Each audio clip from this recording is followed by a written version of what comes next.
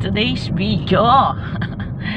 Guys, habang nagda-drive, mag-content tayo para hindi sayang yung oras. Kasi the more na nagko-content tayo, the more na may earnings tayo. Kaya more sipag lang po talaga tayo.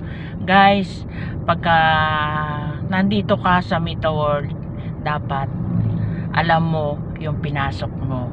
Alam mo na trabaho itong pinasukan mo sa Mita World. Kasi sasahod ka dito hindi pwedeng pa-relax ka lang. Hindi pwedeng sasahod ka na wala kang ginawa, na nag-magic ka lang.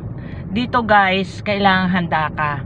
Dapat ready ka na mapagod, mapuyat, ma-stress, lahat na. Kasi trabaho ito ating pinasok dito sa pagiging isang digital creator.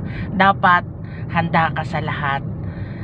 Lahat ng talent mo, ilabas mo na. Yung pagsayaw mo na pakinding-kinding, okay lang yan. Yung kanta mo na may pasinto-sintonado pang konti, okay lang yan.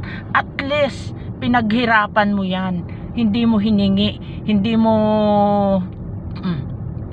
minagic lang yung pagiging isang digital creator mo. 'Di ba?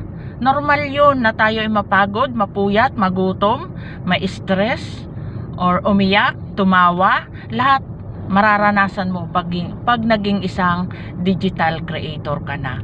'Di ba? Isa lang 'yun sa natutunan ko dito.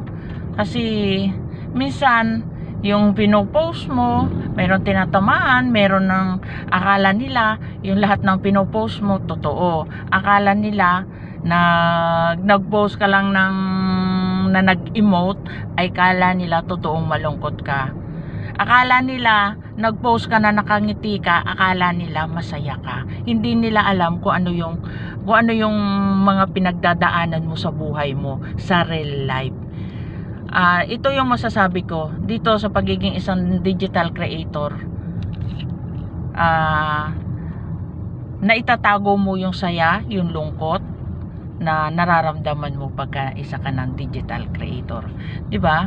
Sana may natutunan kayo ulit dito sa bidyong ginawa ko. Good luck and love you all. Thank you for watching. Sa lahat ng sumusuport, sa lahat ng mga nagpailaw lagi sa bahay ko.